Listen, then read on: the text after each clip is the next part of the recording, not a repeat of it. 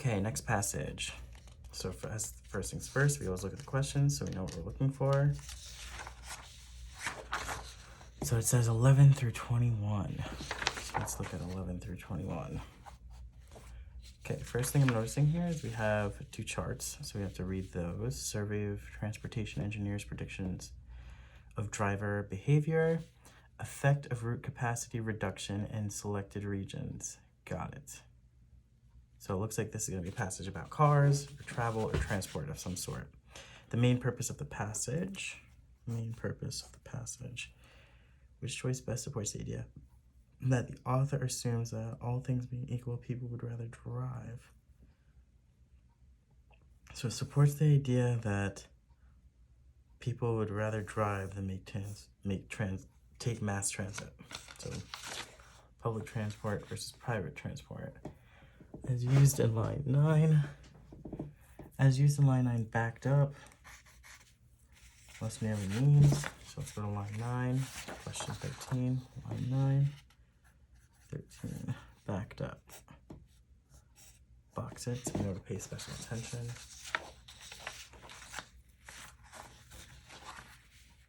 In the first paragraph, the author concedes that his recommendations are. So in the first paragraph, we need to pay attention to author's recommendations. This is 14. Author's recommendations. Based on the passage, how would the author most likely characterize many attempts to improve traffic? Characterize many attempts to improve traffic. Author. So a lot of author's purpose type questions here. Which choice provides the best evidence for the answer to the previous question? So 16 and 15 are connected. According to the passage, reducing commuting time for drivers can have which of the following effects? Reducing commuting time for drivers can have which of the following effects? So reducing commuting time for drivers. Effects, okay. As used in line 72, promotes most nearly means. 18, question 18, line 72, 18, promotes. Box it. According to figure 1, how many vehicles traveled on the altered road through the Southampton city center per day before the route was altered?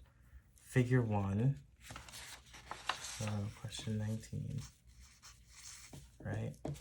And I wanted to figure out how many vehicles traveled on the altered road through Southampton City before the route was altered. Okay. Do the data in figure 1 support or weaken the argument of the author of the passage and why? So we have to find the author's argument. Data in figure 1 again. So let's go to question 20 over here. Is figure 2 even used? Based on figure 2, the engineers surveyed were most skeptical of the idea that in the event of a reallocation of road space, drivers would change. What? Based on figure 2, the engineers surveyed were most skeptical of the idea that in the event of a reallocation of road space, drivers would change something. Okay, space.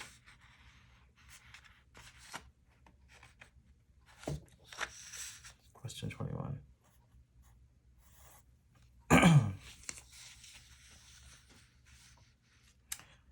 Okay, I think question 21 is worded a little weirdly. It's hard for me to grasp at the moment, but maybe getting some context from the actual passage will make a difference. So let's begin reading. This passage is adapted from David Owen, The Conundrum: How Scientific Innovation, Increased Efficiency, and Good Intentions Can Make Our Energy and Climate Problems Worse. Building good transit isn't a bad idea, but it can actually backfire if the new trains and buses merely clear space on highway lanes for those who would prefer to drive. So building good transit isn't a bad idea. Okay, so it's a good idea.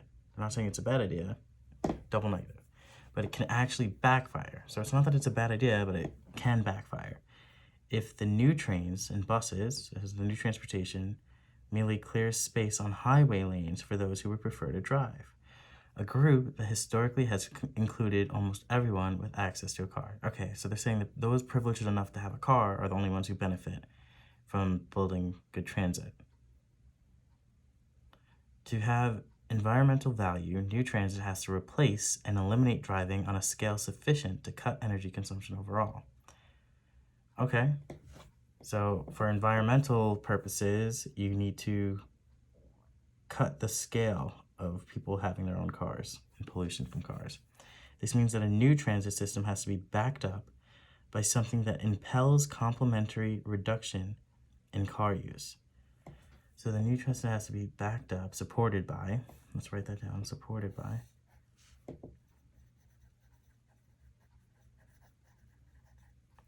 something that impels complementary reductions in car use, say the physical elimination of traffic lanes or the conversions of existing roadways into bike or bus lanes, ideally in combination with higher fuel taxes, parking fees, and tolls. Okay, so they have an environmental focus.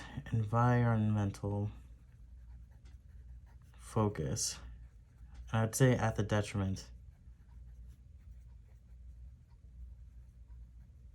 of the individual. Right, because what they're really saying here is like you can't just build good transit, mass transit, public transit. You also need to reduce the ability for private transit, which has its own issues involved with that. Needless to say, those ideas are not popular exactly, but they are necessary because you can't make people drive less in the long run by taking steps that make driving more pleasant, economical, and productive. Okay, so the point here is by making more public transportation, you're making it easier for those who drive because there's going to be more people taking the public transit. And so that's not going to reduce the amount of driving enough. You need to make it harder for them to drive privately so that they're more inclined to take the public transit. So it needs to be both a positive and a negative reaction or change. Okay, cool. One of the few forces with a proven ability to slow the growth of suburban sprawl has been the ultimate finite tolerance of commuters for long, annoying commutes. One of the few forces with a proven ability to slow the growth of suburban sprawl has been the ultimate finite tolerance of commuters for long, annoying commutes. That tolerance has grown in recent decades, and not just in the United States, but it isn't unlimited, and even people who don't seem to mind spending half their day in a car eventually reach a point where finally enough is enough. That means that traffic congestion can have environmental value, since it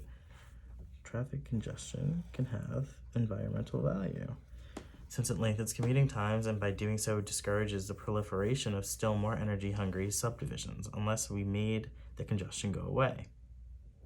If in a misguided effort to do something of environmental value, municipalities take steps that make long-distance car commuting faster or more convenient, so this is the problem they're finding, that they're going to make long-distance car commuting faster or more convenient by adding lanes, building bypasses, employing traffic control measures that make it possible for existing roads to accommodate more cars with fewer delays. They're saying if it makes commuting via car easier, replacing toll booths with radio-based systems that don't require drivers even to slow down, we actually make the sprawl problem worse by indirectly encouraging people to still live further away from their jobs, stores, schools, and doctors' offices. Okay, so this is the cause, make problems worse by indirectly encouraging people to still live further away from the jobs, stores, schools, and doctors' offices. And by forcing municipalities to further extend road networks, power grids, water lines, and other civic infrastructure. If you cut commuting time by 10%, people who now drive 50 miles each way to work can justify moving 5 miles further out. Okay, because their travel time won't change. This is how metropolitan areas metastasize, spread out, sprawl. It's the history of suburban expansion. This is very interesting. Traffic congestion isn't an environmental problem. Traffic is. Traffic congestion isn't the environmental problem. Traffic is the environmental problem. Relieving congestion without doing anything to reduce the total volume of cars can only make the real problem worse. Okay, so they're just focusing on the environmental impact, but this is their point. This is the author's point right here. Author's point. Which was one of the questions. Relieving congestion without doing anything to reduce the total volume of cars can only make the real problem worse. The real problem being traffic, not traffic congestion.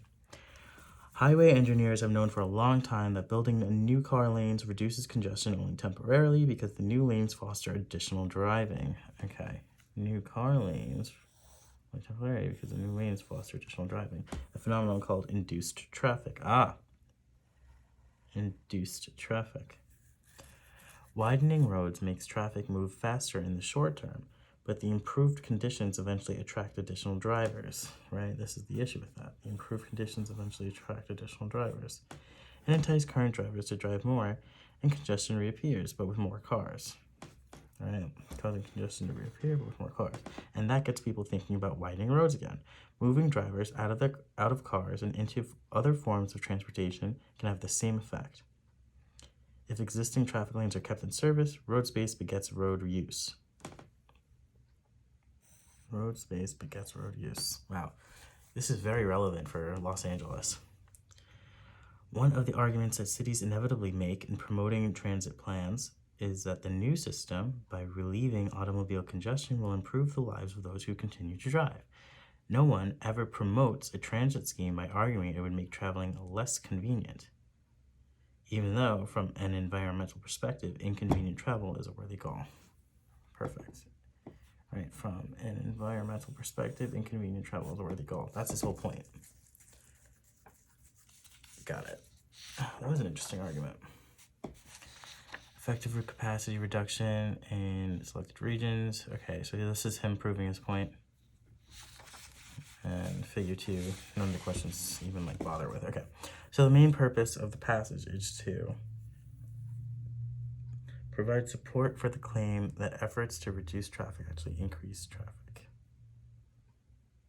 No, that's not his main purpose. What we said his main purpose was this. Relieving congestion without doing anything to reduce the total volume of cars can only make the real problem, environmental problem, worse. So this answer says nothing about the environmental problem, so this is wrong. Dispute the widely held belief that building and improving mass transit system is good for the environment. He's not saying it's not good for the environment. He's just saying it has to be done properly. So I'd say no, right? And that is even exemplified in the very first sentence. It isn't a bad idea. Building good transit isn't a bad idea, but it can backfire. So is his main point to prove that it's bad for the environment or not good for the environment? No. So discuss the negative environmental consequences of car-focused development and urban sprawl. No, because it didn't say that a lot of people start dying or people start getting iron lung or whatever else. And that's not his main point. The main point, see the last one, argue that one way to reduce the negative environmental effects of traffic is to make driving less agreeable. Yes. Right? And so that, again, inconvenient travel is a worthy goal. That's his whole point, inconvenient travel. So even the very last sentence proves that D is the best answer, because the whole point is less agreeable. Well, if you agree with something, you're okay with it. So if you're less okay with it, that's his whole point. Making driving on your own less okay for you is one of the better ways to reduce negative impacts on the environment. D. Which choice best supports the idea that the author assumes that all things being equal, people would rather drive than take mass transit? Which choice best supports the idea that the author assumes that all things being equal, people would rather drive than take mass transit? All right, let's go line by line. Line 1. Building to car. Building good transit isn't a bad idea, but it can actually backfire if the new transit buses merely clear space on highway lanes for those who would prefer to drive. A group that historically has included almost everyone with access to a car. All things being equal, people would rather drive than take mass transit.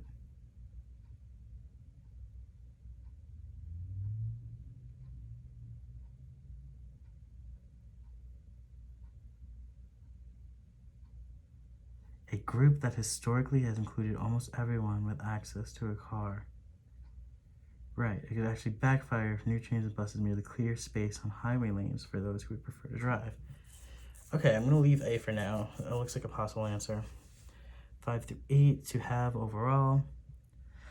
To have environmental value, new transit has to replace and eliminate driving on a scale sufficient to cut energy consumption overall.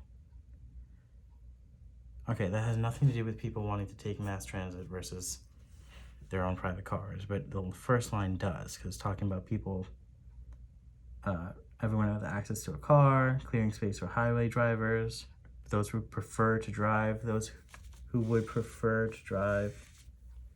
So A is looking like a better answer so far. Let's look at 15 through 18, but they are productive.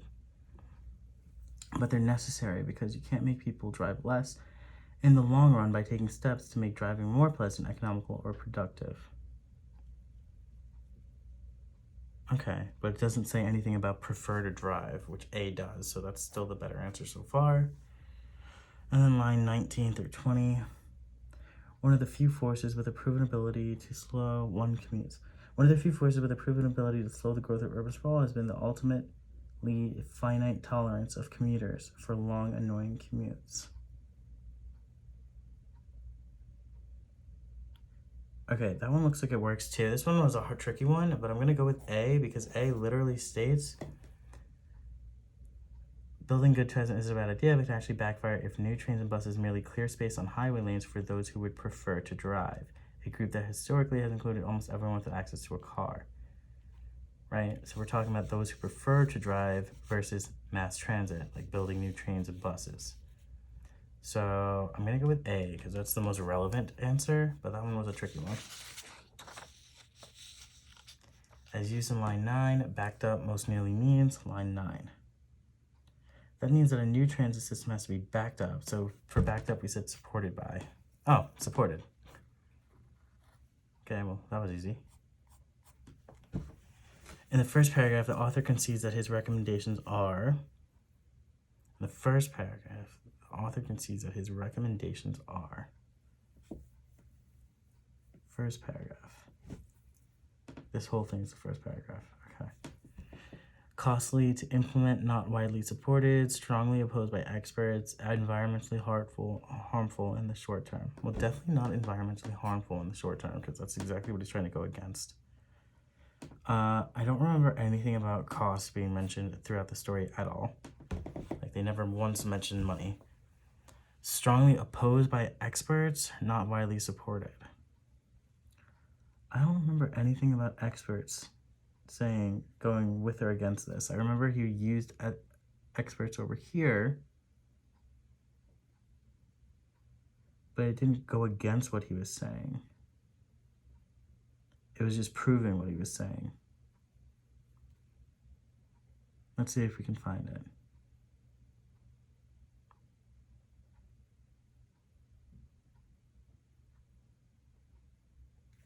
Yeah, it was just talking about urban sprawl.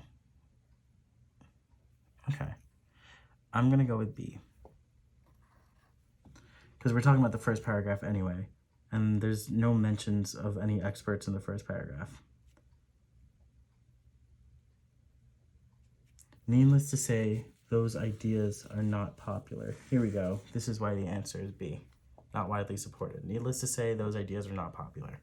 And it mentions absolutely nothing of experts in the first paragraph. Okay, good. Based on the passage, how would the author most likely characterize many attempts to improve traffic? How would the author most likely characterize many attempts to improve traffic? I would say he would say they're like futile. They meant well, but like it's not solving the real problem, right? That's what he said over here. Author's point, make the real problem worse, being the environmental problem. Okay, let's read through. They are doomed to fail because most people like driving too much to change their habits. Okay. They overestimate how tolerant people are of long commutes. No, that wasn't his point. They are well-intentioned but ultimately lead to environmental harm. That is his entire point. They will only work if they make driving more economical and productive. No. This goes against his point. His point is if you make the driving easier and more economical and productive, it's actually going to cause more environmental harm. They're doomed to fail, yeah, because most people like driving too much to change their habits. No, that's not the reason why. The second half is what the problem is. It's not that most people like driving too much to change their habits. It's that they create a new thing that makes it easier for other people to drive, and so it doesn't solve the real problem. Okay, so C. Which choice provides the best evidence for the answer to the previous question? See, these are why these ones are tricky, because if you get the first one wrong, you're going to get the second one wrong. But if you get the first one right, then it's more likely to get the second one right. So it's like a double-edged sword. So which choice provides the best evidence for the answer to the previous question? So let's go through and read each line. That tolls 8 to 14. That means that a new transit system has to be backed up by something that impels complementary reductions in car use. They say, when are we ending? Tolls. They say the physical and elimination traffic lanes or the conversion of existing highways into bike lanes, ideally in combination with higher fuel taxes, parking fees, and tolls. So what was the point? As the author most likely to characterize. So we're talking about the attempts to improve traffic. Okay, we'll leave A for now. 22 to 26. That tolerance has grown in recent decades, and not just in the United States, but it isn't unlimited. And even people who don't seem to mind spending half their day in a car eventually reach a point where finally enough is enough. Does that show how things are well-intentioned but eventually lead to harm? No, it doesn't. 31 to 40. If and worse. If, in a misguided effort to do something of environmental value, municipalities take steps that make long-distance car driving, commuting faster and more convenient by adding lanes, building bypasses, employing traffic control measures that make it possible for existing roads to accommodate more cars with fewer delays, replacing toll booths with radio-based systems that don't require drivers to even slow down, we actually make the sprawl problem worse. Okay. They are well-intentioned but lead to environmental harm. We make the problems worse by indirectly encouraging people to live further from their jobs, stores, schools, and offices, and by forcing municipalities. Oh, worse. So we stop here at worse.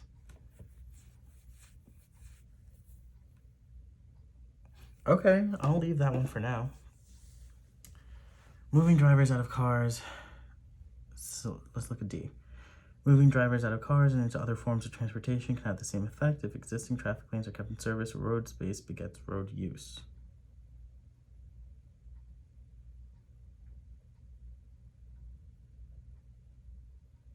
I mean, that one too. This one's difficult. 8 through 14 again. That means that a new transit has to be backed up by something that impels complementary reduction in car use, say the physical efficiency. Bike lanes, ideally a combination of fuel taxes, parking, and tolls. Okay, A is on topic.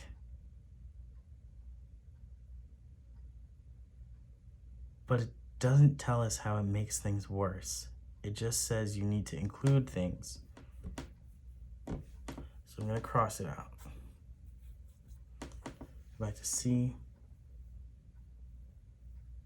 If in a misguided effort to do something environmental value, municipalities take steps that make long-distance car driving commuting faster and more convenient by adding lanes, bunch of stuff, other whatever, replacing toll booths with radio-based systems that don't require drivers to even slow down, we actually make the sprawling problem worse. Right, so they're well-intentioned because they're making commuting faster and more convenient, but then they actually make the problem worse. I think that's the best answer.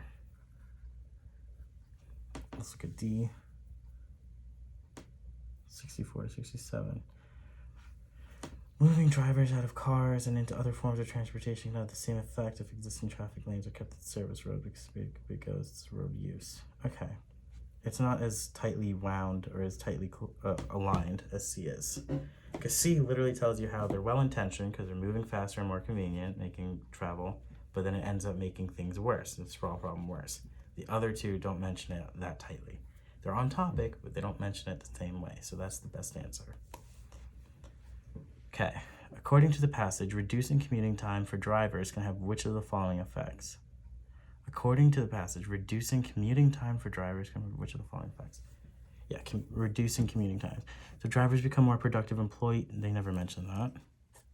Mass transit gets extended further into suburban areas than it previously was. They did mention that. Mass transit carries fewer passengers and receives less government funding than it previously did. Never mentioned anything about government funding. Drivers become more willing to live further from their places of employment than they previously were. This was definitely mentioned here, right over here. People still live farther from their jobs, stores, schools, and doctors' offices. So according to the passage, reducing commuting time for drivers can have which of the following effects? Right, so if they add more lanes to make the commuting time further, they can go 5 more minutes out, right? So if you cut commuting time right here, if you cut commuting time by 10%, people who now drive 50 miles each way to work can justify moving 5 miles further out because the travel time won't change. So I'm not going to go with mass transit getting extended into further suburban areas. I'm going to go with D because it's mentioned twice already. Okay. As used in line 72, promotes most nearly means no one ever promotes a transit scheme by arguing that it would make traveling less convenient. So no one ever advocates for, sells, convinces others of. Oh, advocates. Okay, perfect.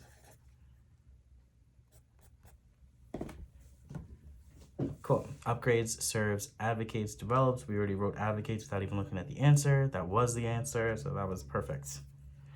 According to figure 1, how many vehicles traveled on the altered road through Southampton city center per day before the route was altered? So before the alteration, Southampton city center, vehicle per day on altered road before. So looks like B, right? B. Cool, that's just simple reading a graph. I mean, the other ones, 2652 is for vehicles per day surrounding roads. We wanted the altered road. 24, same thing, same problem. 31 for this after the alteration. They wanted before. Okay, so definitely B.